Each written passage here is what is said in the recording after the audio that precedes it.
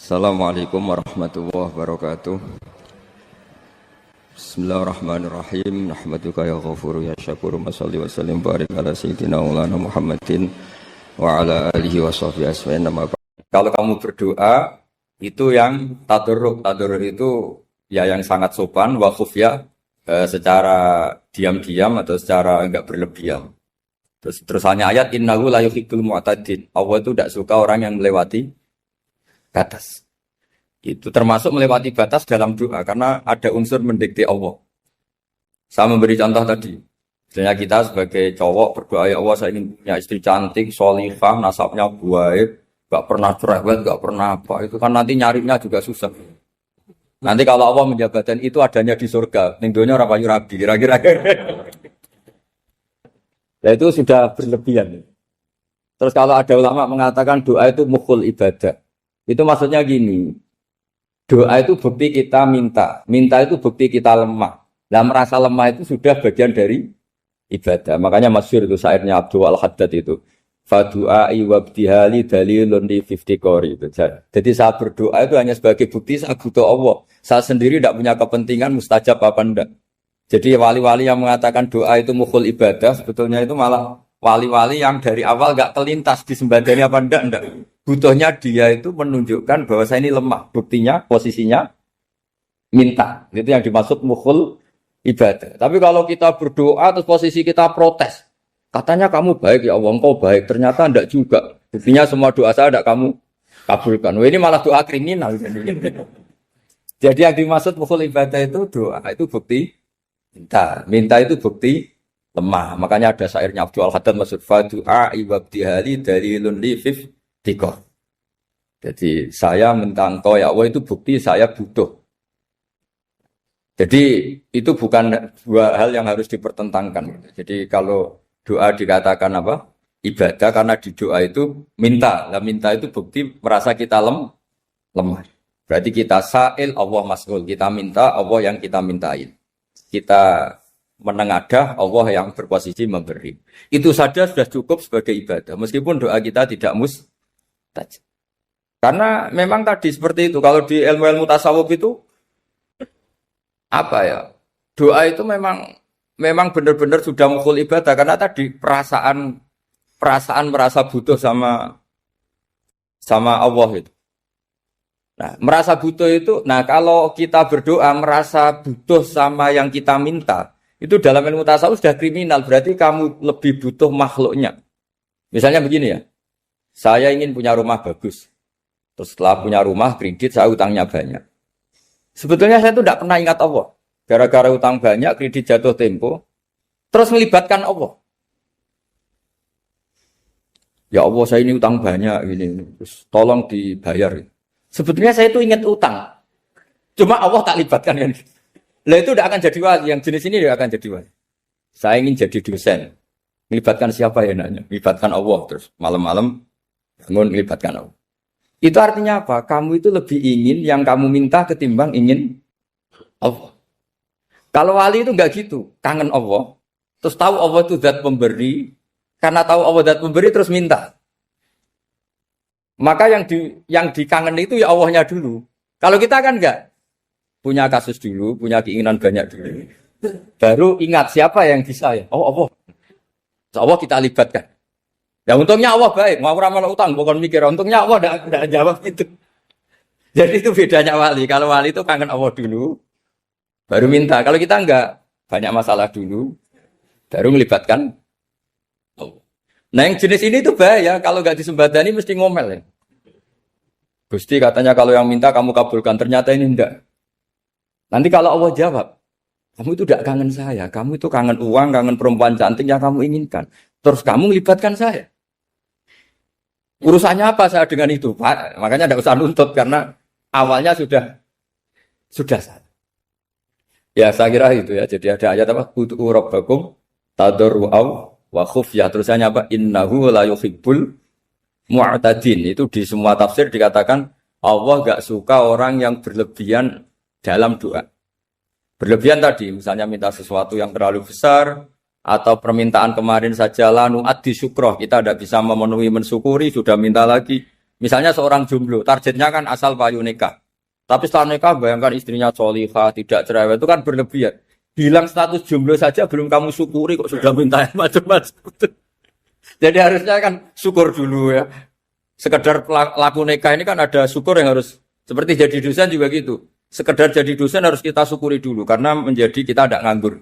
Itu kan satu harkat sosial yang luar biasa. Jangan tahu-tahu sudah hari kedua cari intensif, cari ini itu, syukurnya aja belum sudah kemana-mana. Lah itu sudah mu'tadin, sudah melebihi apa? Batas. Ya saya kira. Jadi begini ya masalah pendidikan ya. Kalau saya jawab pakai ilmu hakikat saja karena ini keahlian saya. Sebetulnya begini ya, kalau misalnya itu ya subjektif juga, misalnya bilang rata-rata alumni pondok ini sukses, alumni kampus ini sukses, yang ini tidak sukses, itu satu pasti subjektif. Karena biasanya yang diterkenalkan yang sukses-sukses. Saya punya tetangga dari pondok yang Anda sebut itu kebetulan tidak sukses semua. Itu jantung saya sampai ngeluh. Saya ini gimana kok? Ya sudah seperti itu kan subjektif. Tapi menyangkut pendidikan itu begini ya, menyangkut hasil dari pendidikan itu. Andai kan kita bicara ilmu hakikat, misalnya kita mondok itu, mondok kemudian jadi orang miskin, jadi orang yang menurut orang banyak tidak berguna di masyarakat. Ternyata kita ini orang yang kelihatan tidak punya karir, tapi kalau malam sujud sama Allah. Punya anak niat memperbanyak orang sujud, terus punya ibu yang sakit-sakitan kita rawat. Meskipun kita tidak jadi dosen, tidak jadi menteri. Tapi indah Allah itu luar biasa karena berstatus ngerawat ibu, ngerawat anak, ngerawat istri. Nah Islam itu datang dengan jargon-jargon seperti itu. Sehingga Nabi kalau muji itu ada Uwais Al-Qarni, ini orang yang luar biasa. Ternyata dia itu punya ibu lumpuh yang kalau kemana-mana harus digendong. Ketika tetangga-tetangganya berhasil sowan Rasulullah itu Uwais Al-Qarni tidak bisa karena setiap ibunya dipamitin mau sowan ke Rasulullah itu sama ibunya nggak boleh.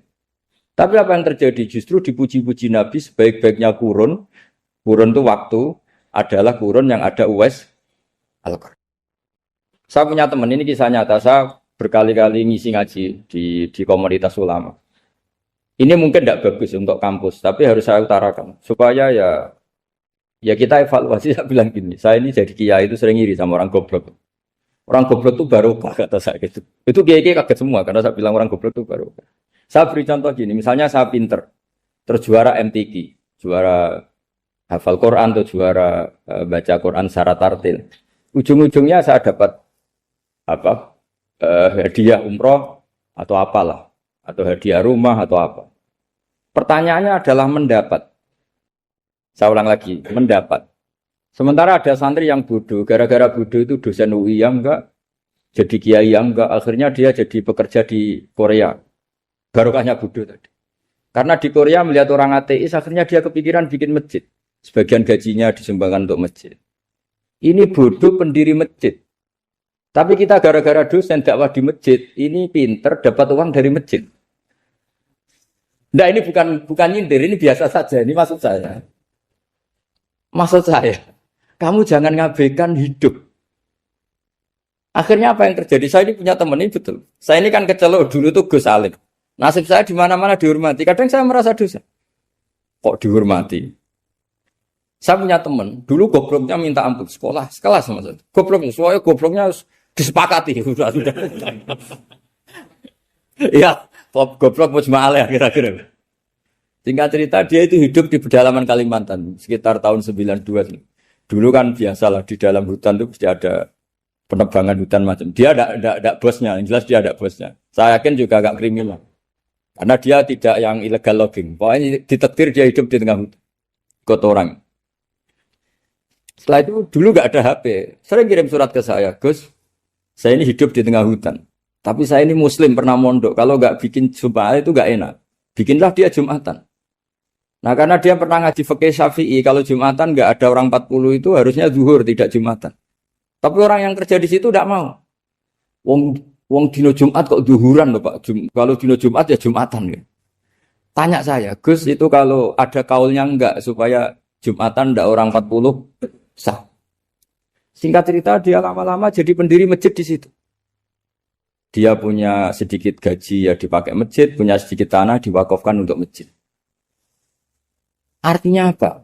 Indah Allah ini banyak orang bodoh, ternyata di komunitasnya dia muassis, pendiri. pemberi. Sementara kita yang keceluk pinter, dapat umroh, dapat bonus. Kira-kira nanti kita ketemu Allah. Kamu pernah nyumbang Islam apa? Yang bodoh jawab, oh nanti Gusti bikin masjid di pedalaman. Kita yang pinter. Kayaknya kalau memberi, enggak lah Gusti. Reputasinya mendapat. Ketika Nabi memenangkan perang Badar, itu ada Asra Badrin, tawanan-tawanan perang Badar. Nabi suka musyawarah, suka rembukan. Ya Abu Bakrin, menurut kamu tawanan ini diapakan? Kata Abu Bakar, hum asyiratuka. Mereka itu keluarga engkau, orang-orang Quraisy. Ya dibebaskan saja. Pakai tebusan. Nanti uang itu kita kelola supaya jadi penguat Islam. Dan orang-orang ini merasa utang jasa karena harusnya dibunuh, tapi kita bebaskan. Terus tanya, bagaimana kamu ya Umar menurut kamu? Kata Umar, ini kan orang-orang yang dulu ingin bunuh kamu. Yang ingin menghabisi jenengan, ingin dan sudah ngusir jenengan. Ya setelah ketangkap ya dibunuh, kok repot. Apa kata Rasulullah? Rasulullah spontan ngendikan, innama salaka ya Abu Bakrin kama sali Ibrahim. Kamu ibarat kayak Nabi Ibrahim. Izqala faman tabi'ani fa innahu minni wa man asani fa innakal ghafurur rahim. Jadi Nabi Ibrahim itu unik. Melihat umat itu sesyafakoh itu. Syafakoh itu banget sayangnya. Nabi Ibrahim cara berpikir, faman tabi'ani fa innahu minni, orang yang ikut saya ya Allah pasti golongan saya, tentu layak masuk surga. Waman asoni, orang yang mendurhakai saya, fa innaka ghafurur rahim, engkau Maha Pengampun. Bukan yang mendurhakai langsung masuk neraka, enggak, engkau Maha Pengampun. Wa masaluka ya Umar kama salin Nuh, isqala rabbi la tadzar ala ardi minal kafirina dajjara. Umar, kamu mirip Nabi Nuh, inginnya semua orang kafir dihabisin. Ya masyhur kan Nabi Nuh itu nggak ingin ada orang kafir sampai ada banjir tufan. Nah kalau sampean tanya bedanya apa dengan garis keras sekarang? Bedanya ya beda sekali. Kalau Nabi Nuh benci sama orang kafir itu diserahkan yang punya. Sehingga yang punya yaitu Allah yang menghukum dengan banjir bandang. Tapi kalau kita kan kadang kita bertindak sendiri. Jadi potensi disalahkan. Yang jelas dalam hadis-hadis sahih, Nabi Nuh itu tidak bisa mensyafaati karena itu. Ketika diminta syafaat, ini hadis sahih bukan ada di Bukhari, ada di Muslim. Karena biasanya kalau di kota itu ditanya ini sahih enggak? Untungnya yang tanya kadang enggak paham, ini alhamdulillahnya jadi wah repot.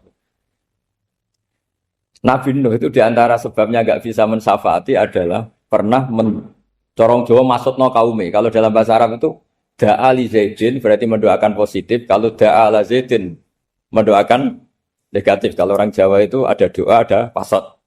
Nabi Nuh adalah orang yang pernah maksudkan kaumnya. Nah, saya cerita sedikit tentang Nabi Nuh dan Nabi Ibrahim. Nabi Ibrahim dianggap tadi cerminannya Abu Bakar, dianggap niru Ibrahim, cerminannya Umar, dianggap niru Nabi siapa? Nabi Nuh. Lalu kalau sampean tanya, bedanya gimana? Begini logikanya. Kita mengkaji secara akademik begini.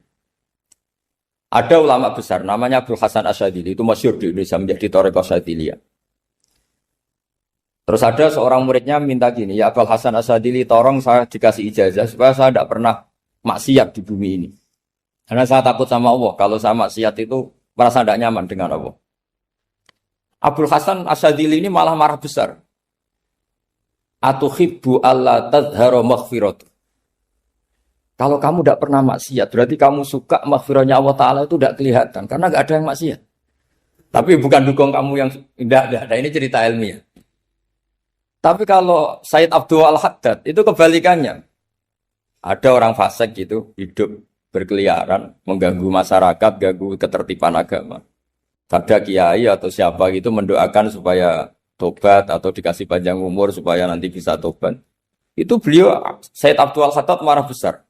Man da'a li fasikin bil baqa faqad ahabba ayyusawahu fi ardi. Orang yang mendoakan orang fasik hidup berarti dia suka Allah dimaksiati di buminya. Jadi akhirnya jadi kutub besar, yang satu Syadziliyah, yang satu Haddadi. Kenapa ya? Karena tadi yang satu cerminan Nabi Isa, yang satu cerminan Nabi Yahya. Sebagaimana sabda Rasulullah tadi, ulama ummati ka anbiya'i bani Israil. Juga masyhur dalam aplikasi pengajaran juga gitu.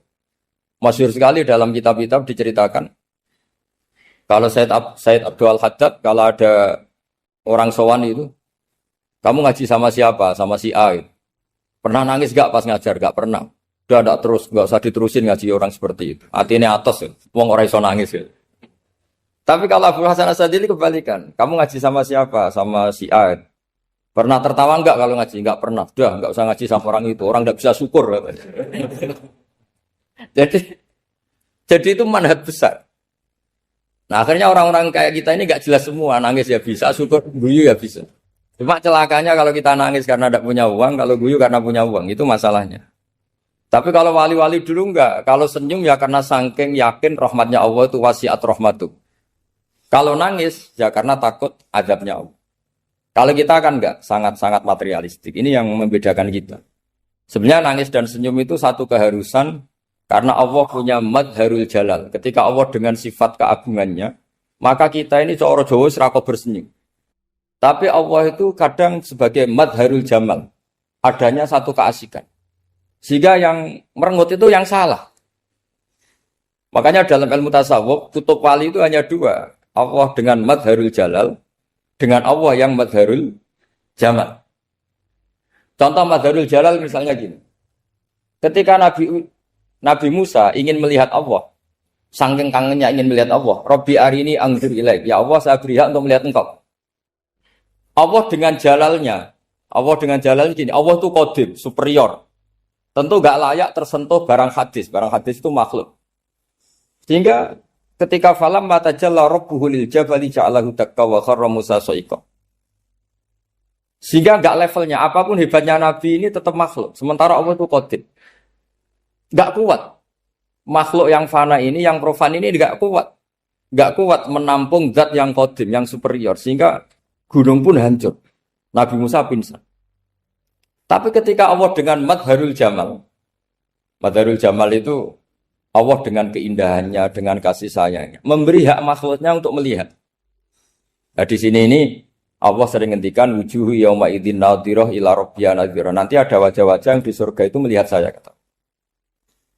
Tapi apakah betul melihat kayak saya melihat dosen, melihat Pak Rektor, melihat teman-teman itu tidak bisa. Karena Allah itu qadim, sehingga meskipun manusia ahlul jannah melihat Allah, tetap Allah ngendikan la tudrikuhul absar wa huwa yudrikul absar. Karena Allah di balik jamalnya ya punya jalal, di balik jalalnya juga punya jalal. Sehingga selalu di Quran itu diulang beberapa kali supaya proporsional. Nah, kenapa ahli sunnah tetap berkeyakinan Allah bisa dilihat? Logikanya begini.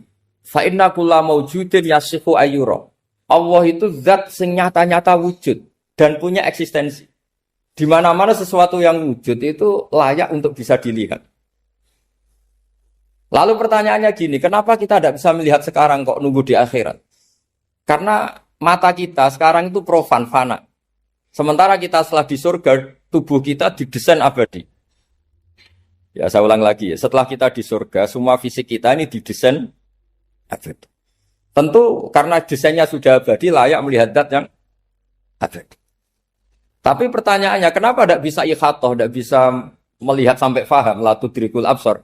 Karena abadi kita itu diabadikan. Sebagaimana surga abadinya diabadikan. Neraka ya diabadikan. Sementara Allah abadi dengan dirinya sendiri. Yaitu Al-Qayyum. Atau dalam bahasa ngajinya Qiyamuhu binafs. Nah lalu pertanyaan, makanya Mu'tazilah itu menentang betul kalau orang di surga bisa melihat Allah. Cara berpikir Mu'tazilah, melihat itu artinya yang dilihat ada arahnya. Sementara Allah terbebas dari arah. Tapi kata ahli sunnah cara berpikir tidak seperti itu. Melihat itu pokoknya tahu. Nah, tahu karena mata itu karena kita ditakdir tahu itu karena mata. Sebetulnya yang menjadikan tahu itu tidak mata. Ya kalau tahu ya tahu saja, bukan harus pakai mata. Itu cara berpikir ahli sunnah wal jamaah. Jadi saya beri ya bocoran. Kenapa mazhab ahli sunnah itu yang dipilih oleh banyak mayoritas di dunia, jumhur itu. Ahli sunnah itu dianggap pikirannya lebih orisinal. Misalnya ahli sunnah kalau ditanya, kenapa kamu melihat? Ya melihat saja. Kenapa kamu mendengar? Ya mendengar saja. Kesannya itu tidak rasional kayak orang yang nggak pinter itu. Tapi sebetulnya itu yang benar. Jadi cara berpikir ahli sunnah itu melihat itu menjadi tahu. Menjadi tahu itu bisa karena mendengar, bisa karena melihat, bisa karena dikasih tahu, bisa karena bersentuhan. Sebab itu di Quran itu ada ayat ala ya'lamu man khalaqa, bukankah zat yang menciptakan itu menjadi tahu. Sehingga kenapa Allah itu selalu tahu? Karena Allah yang menciptakan. Kalau kamu tahu karena mata, sekali itu jauh, maka kamu tidak melihat. Atau kamu sekarang buta, kamu tidak melihat. Atau tertutupi barang itu, maka kamu tidak melihat. Tapi kalau kamu tahu karena kamu menciptakan, maka akan melihat terus. Misalnya saya ini tukang batu. Saya ingat betul ketika saya bangun Monas, itu pulpen saya tak tanam di dalam Monas. Saya ingat betul kalau pulpen saya warnanya putih, tak tanam di Monas 2 meter dari pondasi. Setelah saya pulang ke Jogja ditanya, di dalam Monas ada apa? Ada pulpen. Posisinya 2 meter dari pondasi. Kenapa saya tahu? Karena saya yang menciptakan. Nah, karena menciptakan ini sehingga tahu saya akan terus-menerus. Tapi kalau tahu karena mata sekali barang itu tertutupi, nggak tahu. Misalnya saya tahu jenengan karena dekat sekali jenengan kemana-mana saya sudah tidak tahu. Tapi kalau saya menaruh sesuatu di tubuh Anda, sehingga kamu kemana-mana tetap tahu bahwa barang itu ada di tubuh. Nanti kalau ada yang protes, tapi bisa saja Gus barang itu dicuri orang kemudian Anda tidak tahu. Yang menjadi tidak tahu karena saya sudah tidak menciptakan suasana itu. Selagi saya yang menciptakan, maka akan tahu. Nah, tapi karena Allah ini menciptakan semua yang ada di bumi, maka Allah tahu terus. Jika Allah tahu cara bikin kuman, terus tahu bahwa manusia itu punya kuman, kumannya punya organ, organnya juga punya kuman. Terus gak kebayang. Kamu bayangkan kayak, makanya Allah itu kalau cerita sederhana, innallaha la yastahi ayyadriba mathalam ma ba'udatan fama fawqaha. Allah itu tidak malu bikin perumpamaan nyamuk, karena nyamuk itu lebih dahsyat timbang gajah. Para pematung itu disuruh bikin gajah masih mampu. Bikinkan patung gajah, mungkin masih sanggup. Tapi kalau tak suruh bikin patung nyamuk, nggak usah bikin hidup, patungnya saja sekecil itu. Padahal nyamuk kecil itu punya organ tubuh. Lalu bikinnya organ tubuh nyamuk itu kayak apa? Organnya punya kuman. Kumannya punya organ. Organnya juga punya kuman. Sehingga orang-orang alim itu baca nyamuk itu lebih jadi ayat Allah ketimbang melihat dinosaurus. Tapi sekarang orang itu nggak tertarik ceritanya. Jadi beda perasaannya orang alim sama orang awam. Kalau orang awam itu melihat mukjizat kan yang dasar-dasar. Kayak dinosaurus, gajah. Wow. Gitu. Kalau orang alim nggak, malah melihat nyamuk. Kealiman seperti itu terjaga di umatnya Muhammad, di umatnya Rasulullah Muhammad SAW. Karena ketika umat ini nggak ditumbuhi para nabi, itu Allah menjamin Muhammad, ulama umatmu nanti punya kemampuan seperti nabi. Tentu tidak dalam keutamaan ya, keutamaan tentu nggak sekelas sama nabi. Kenapa itu terjadi? Karena tadi para nabi ini mewakili sekian. Kalau kita sangat mencintai Indonesia, maka kita akan tegas siapapun yang ingin menghancurkan Indonesia. Itu kira-kira cerminan Nabi Nuh. Kalau kita sangat mencintai Allah, maka kita akan benci sebenci-bencinya sama orang yang mendurhakai Allah. Tapi masalahnya, Allah yang kita cintai itu memaklumatkan diri kalau bersifat ghafur, pengampun. Sehingga kalau kita terlalu kasar, ini kan yang kita cintai bersifat ghafur kok kita kasar. Di sini Nabi Ibrahim. Beliau sangat mantel sekali sama yang durhaka sama Allah. Tapi yang mau mantel gimana? Zat yang mengajarkan itu bersifat ghafur. Maka kita mau tidak mau. Makanya ada riwayat mengatakan takhallaku bi akhlaqillah. Kamu bertata krama kayak akhlaknya Allah. Akhirnya ya sudah. Kita mau apa coba? Kira-kira kalau kamu mencintai seseorang, itu potensinya kan dua. Protektif. Ada telepon itu dari siapa? Cewek atau cowok, protektif. Itu bukti cinta apa bukti suudon kan tidak tahu. Tapi misalnya kamu cinta perempuan terus WA-an sama lelaki gak apa-apa, jalan sama lelaki gak apa-apa, sama masa lalunya pacarnya juga gak apa-apa. Itu cinta apa pembiaran? Kan sama-sama gak jelas. Nah kira-kira mencintai Allah itu kira-kira analoginya seperti itu. Kalau yang satu protektif, Allah harus zat satu-satunya yang disembah. Gak boleh didurhakai, gak boleh dikhianati kok. Sehingga ini sangat keras sekali. Nah, ini Nabi Nuh. Di sini ada Nabi Ibrahim. Karena orang yang zat yang kita cintai bersifat ghafur. Sehingga kalau kita terlalu tegas beda dengan sifatnya Allah yang bersifat ghafur. Nah umatnya Nabi seperti itu mulai dulu. Ada yang moderat, ada yang keras, ada yang setengah keras, setengah moderat. Ada yang ngambil sikap, oh urip mangan turu, ngenteni mati. Itu lebih baik itu timbang punya ijtihad tapi gak jelas, mendingan. Itu ada riwayatnya. Suatu saat ibadah akhir umatku terbaik adalah tidur. Maksudnya tidur itu gak ngambil sikap, masyhur itu. Saya beri riwayat yang ada di Bukhari Muslim. Satakunu fitanun. Al-qa'id fiha khairun al-qa'im wal-qa'in fiha khairun al-masi wal-masi fiha khairun nasai. Nanti di akhir zaman itu banyak fitnah. Kata Rasulullah, yang duduk lebih baik ketimbang yang berdiri. Yang berdiri lebih baik ketimbang yang jalan. Yang jalan biasa lebih baik ketimbang yang jalan bergegas. Man tasyarrafa laha tastasrifu. Fitnah itu adalah siapa yang terlibat maka akan semakin parah. Sehingga semenjak itu ulama berpikir nanti di akhir zaman kalau ada fitnah, itu sebaiknya orang ngambil sikap sepasif-pasifnya. Secuek-cueknya. Jadi semua syurahul hadis sepakat makna hadis ini apa? Orang disuruh sikap secuek-cuek. Misalnya pilihan presiden, contoh kecil pilihan presiden. Mungkin para intelektual nggak merasa, tapi kalau ulama itu cara berpikir beda. Pilihan presiden, kamu fanatik milih A, yang satu fanatik milih B. Ya presiden atau bupati atau gubernur. Terus yang satu bilang gini, wah kalau nggak di presiden A, nggak di bupati A, nggak di gubernur A, negara ini rusak.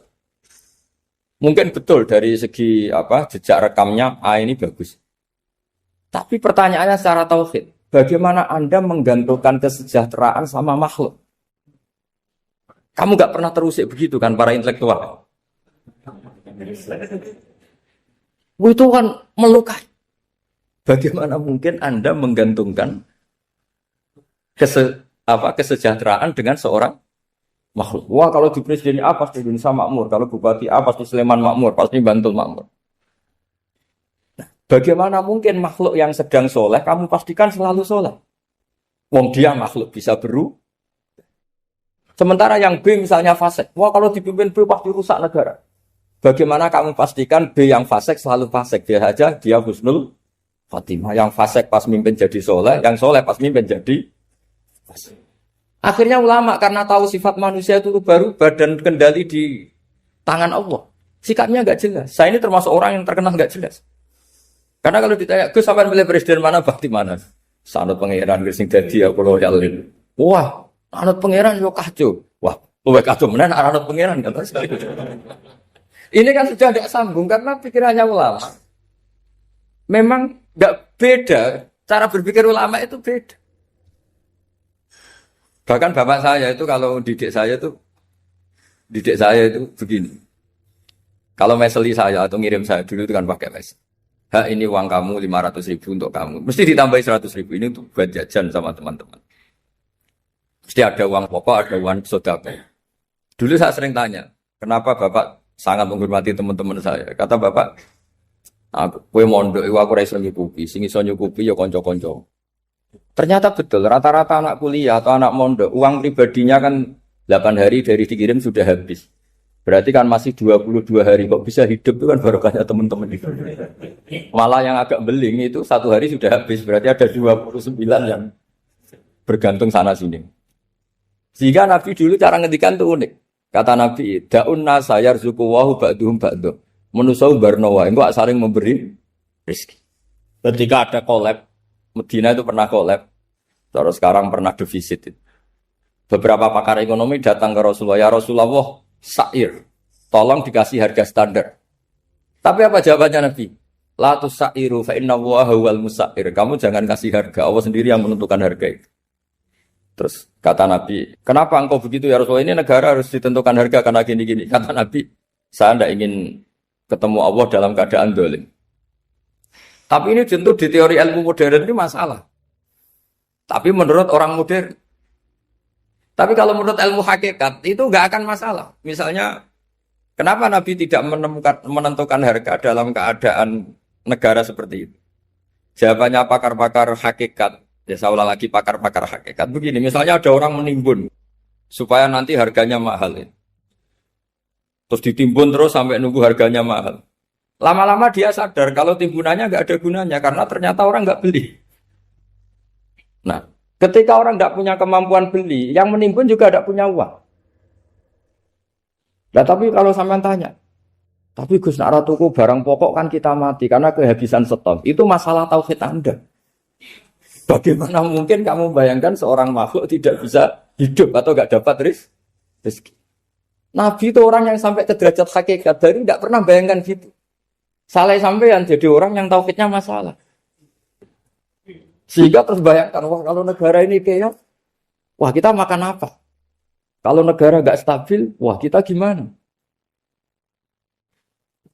Itu tidak bisa seperti itu. Dulu ketika kita dijajah Belanda, itu kiai-kiai kita, Mbah Hasyim Asy'ari, Mbah Ahmad Dahlan, mondoknya di Mekah. Sampai alim alama, dua beliau Mbah Hasyim sama Mbah Ahmad Dahlan itu ngajinya sama-sama Syekh Khotib Minangkabau. Cuma Mbah Hasyim lebih menekuni ke Syekh Mahfud Termas, yang satu menekuni Syekh Khotib Minangkabau. Jadi dua beliau itu ngaji di guru yang sama.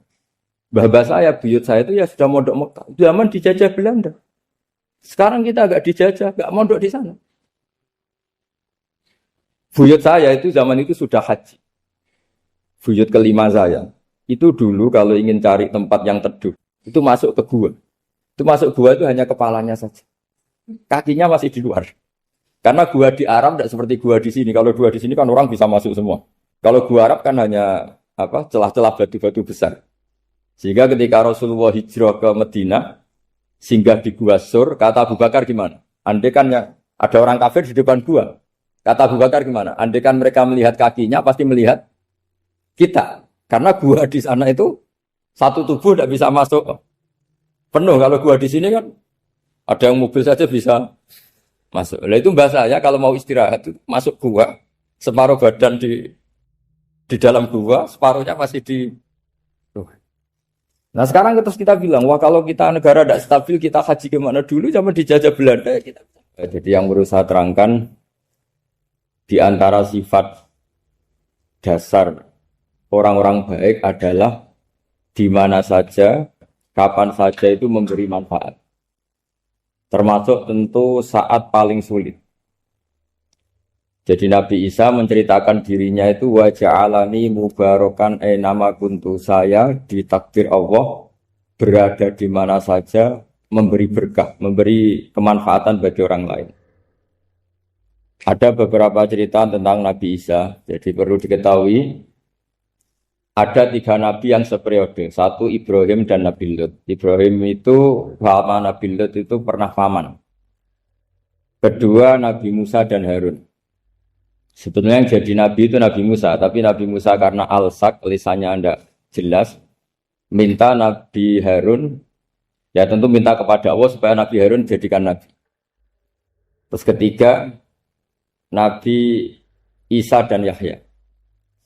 Yahya bin Zakaria, terus Isa ini pernah keponakan Zakaria. Kira-kira kalau di Jawa ya misanan antara Yahya dan Jawa Isa.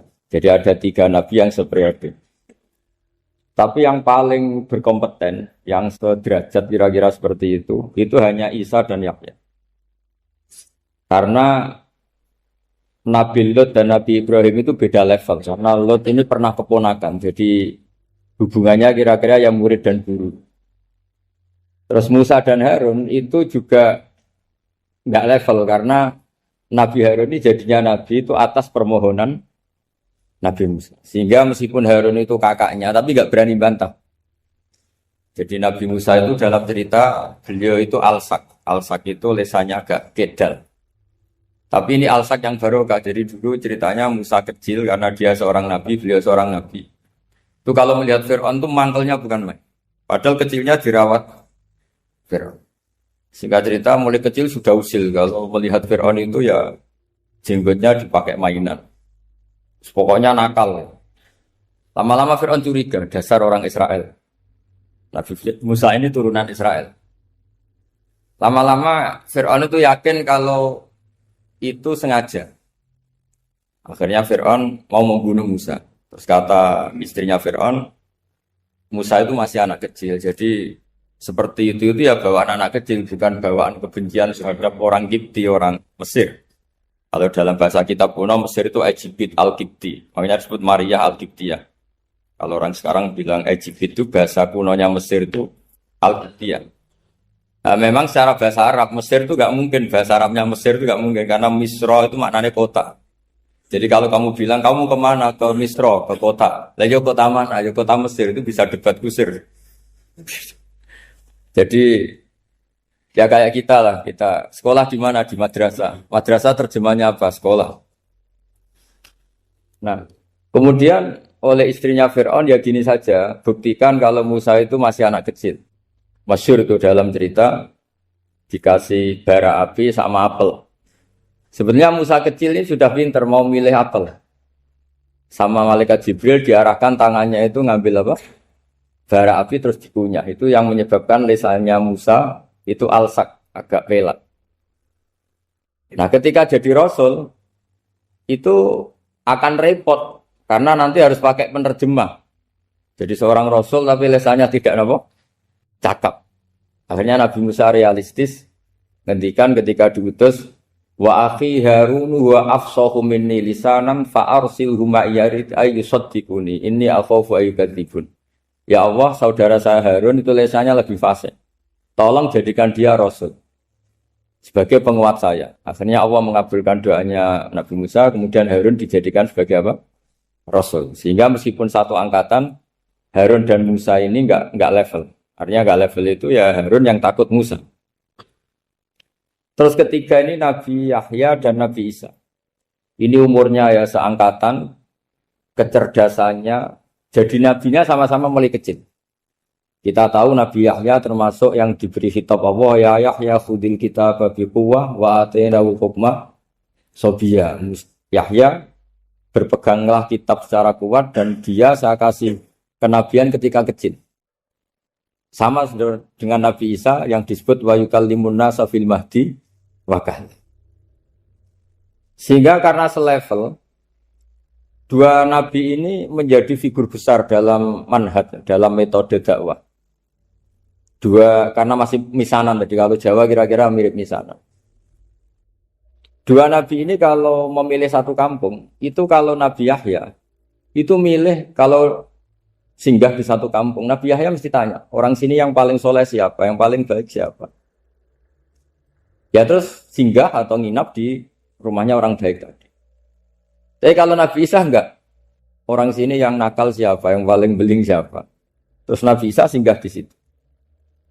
Akhirnya ada pertanyaan dari Nabi Yahya, lima tanzilu ala syirarin nas. Kenapa kamu selalu singgah di orang-orang nakal? Syiror itu orang-orang nakal.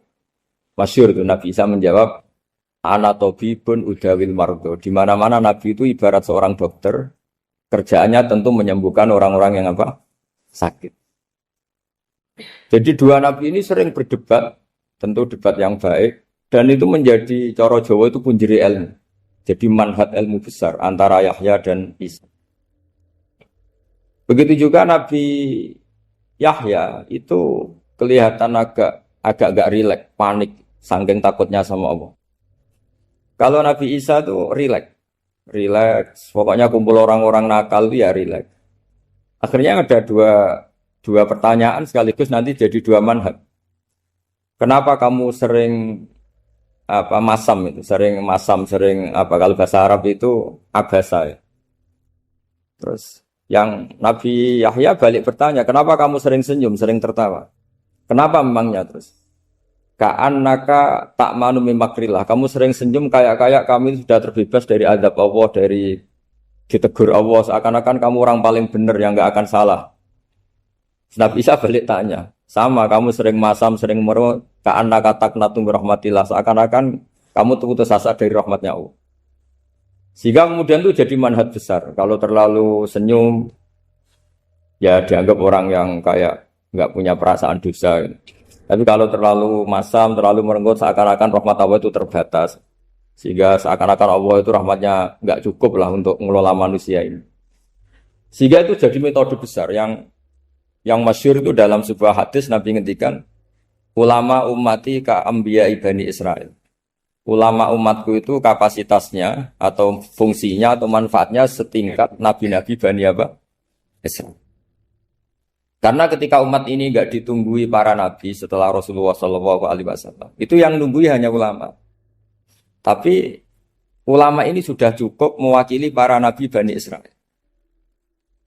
Dan banyak syurrahul hadis, para menyarah hadis mensarahkan Nabi tidak ngendikan ulama ummati kamisli seperti saya, tapi ka'ambiyai Bani Israel. Bagaimana nabi-nabi Bani Israel? Nabi Bani Israel itu macam-macam. Termasuk ada yang tidak nikah, yaitu yang bernama Yahya dan Isa. Delala umatnya Nabi itu ada orang alim alamah yang ilmunya melegenda, yaitu namanya Imam Nawawi. Itu tidak nikah. Sampai kabudut. Meskipun dalam ajaran syariatnya Nabi, an-nikah sunnati, tapi selalu ada orang yang ditakdir tidak nikah. Karena masyhul, karena sibuk ngurus ilmu. Bukan karena tidak laku, yang jelas itu bukan karena tidak laku. Imam Nawawi itu ganteng, orangnya ya normal. Tapi karena sibuk nulis, beliau sampai kabudut itu tidak nikah. Imam Sibawayh itu suka sekali sama ilmu, menjadi istri utamanya ya ilmu. Dia ganteng, Sibawayh itu maknanya tuh apel, dia ganteng sekali, sampai banyak cewek yang senang. Akhirnya dia nikah. Dia nggak pernah dikumpulin. Dia belajar terus. Ketika beliau ke pasar, dulu nggak ada supermarket, beli kertas, kitabnya dibakar semua sama istri. Dikira istrinya terus mencintai dia, malah diceraikan. Itu siapa Imam Sibawayh.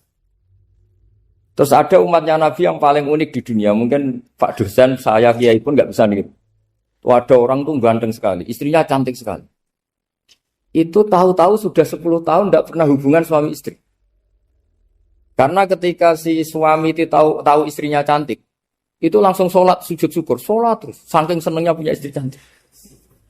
Yang istrinya cantik juga solihah, tahu suaminya ganteng ya terus sholat terus syukur. Itu sampai berhari sampai bertahun-tahun.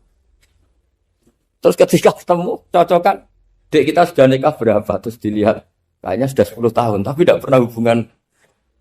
Oh itu nggak kebayang, itu ganteng sama cantik. Kalau jelek sama jelek itu mungkin. Yang satu villa, naudzubillah, satu itu kan nunggu rafa saja. Ini nggak ganteng sama cantik. Nah kenapa kualitas ulamanya Rasulullah itu bisa seperti Nabi Bani Israel? Karena agama ini, umat ini sudah ada ditunggui para nabi. Sehingga mau tidak mau kualitas ulama, alhamdulillah barokahnya Nabi itu berkualitas kayak nabinya Bani Israel. Soal kebahagiaan, nenek moyang pulau jenengan tuh anaknya banyak, dijajah Belanda, jajah Jepang, ya nyatanya anaknya banyak. Itu kira-kira bahagia apa enggak? Nah, artinya gini ya, tentu kita tidak ingin dijajah itu tentu ya, tapi kita ini selalu latah. Wah kalau ekonomi jatuh kita makan apa? Kalau kita dijajah kita tidak perlu seperti itu. Rahmatnya Allah Ta'ala itu akan adrokatna. Rahmatnya Allah Ta'ala akan menemukan kita. Apapun kondisi kita, apapun keadaan kita. Ini cara berpikir tauhid. Sehingga Nabi itu tidak pernah bayangkan umatku narata tunggoni piye, ditunggoni Allah. Sehingga masyhur dalam hadis-hadis sahih, la tazalu ta'ifatun min ummati dzahirina 'alal haq la yadurruhum man khadalahum wala man khalafahum wala man nawa'ahum. Selalu di umatku ada kelompok-kelompok yang selalu membela kebenaran dan tidak akan terkalahkan oleh kesesatan di akhir zaman. Kenapa? Cara berpikir orang tauhid itu sederhana begini. Allah menamakan dirinya Al-Hadi, penunjuk jalan. Dan sifat Allah pasti nafidah karena Allah tidak terkalahkan. Sama seperti Allah menyifati dirinya Ar-Razzaq, Ar-Razik yang memberi rizki. Maka orang segoblok apapun, selumpuh apapun, selemah apapun tetap dapat rizki. Sama, Allah mensifati dirinya Al-Hadi, memberi petunjuk. Maka zaman serusak apapun orang tetap dapat petunjuk. Sehingga kita tidak perlu khawatir, wah nanti zaman kalau sudah rusak nasib Islam gimana? Ya coba sekarang, nasib Islam gimana? Ya baik-baik saja. Dulu ditunggoni wali songo ya banyak orang Islam. Sekarang nggak usah wali songo. Ditunggu dosen-dosen yang ngajar aja tunggu digaji. Kiai pidato ya ada yang beri salam template. Itu kalau nuruti definisi ikhlas itu tidak ada yang masuk. Tapi meskipun demikian agama juga jalan. Kenapa agama ini jalan? Karena Allah Al-Hadi, penunjuk jalan. Ketika Allah mensifati dirinya penunjuk jalan dan sifatnya Allah pasti nafidah, pasti terjadi. Karena Allah tidak pernah gagal. Sehingga agama ini akan ada terus sampai akhir zaman. Coba Amerika kayak apa? Islamofobia. Di Amerika tambah lama tambah banyak Islam. Eropa juga gitu. Australia juga gitu. Andai kan nuruti teori sosial. Sudah dunia sudah materialistik kayak gini. Orang dohirnya itu akan meninggalkan agama. Nyatanya tidak juga. Saya pernah di Korea seminggu. Itu di negara ateis. Itu TKI ke sana tuh nyari uang. Ternyata ya kepikiran bikin masjid, bikin komunitas Islam. Coba siapa yang menggerakkan hati itu? Hanya Allah Subhanahu wa Ta'ala. Ya, jadi cara berpikir tauhid saya ulang lagi, saya mohon sekali di pengajian ini saya cerita wajah alani mubarakan nama kuntu. Jadi cara berpikir sekian nabi, terus kita punya karakter tertentu, kita milih nabi ini itu sah. Karena ulama ummati ka'ambiyai bani Israel. Ulama umatku itu ibarat kayak nabi bani Israel. Jadi ada yang milih tadi. Seperti Nabi Isa fokusnya ngurusi orang-orang nakal. Itu juga bagus karena di mana-mana nabi itu seperti dokter. Tapi Nabi Yahya hanya berkawan sama orang-orang soleh. Kita tahu berkawan orang fasik itu resiko ketularan. Iman pas-pasan wae kancana nang fasik kan taqabbalallahu minna minkum gitu. Wong kamu sendiri tidak sehat-sehat amat berteman orang penyakitan kan bahaya. Tapi kalau kamu sebagai dokter kok hanya berteman orang sehat, lalu kamu penelitiannya gimana? Masa saya dokter spesialis pernah penelitian, semua orang sehat saya pernah saya teliti. Itu dokter aneh apa enggak? Saya dokter spesialis TBC, spesialis paru-paru. Yang kamu teliti siapa? Semua orang sehat. Pernah meneliti yang sakit? Tidak pernah. Kan ya jadi dokter aneh. Tapi misalnya terus kamu sendiri terus berteman orang penyakitan terus kan ya rawan tertular. Nah, ini ada dua figur yaitu Nabi Yahya dan Nabi siapa? Ya saya kira demikian.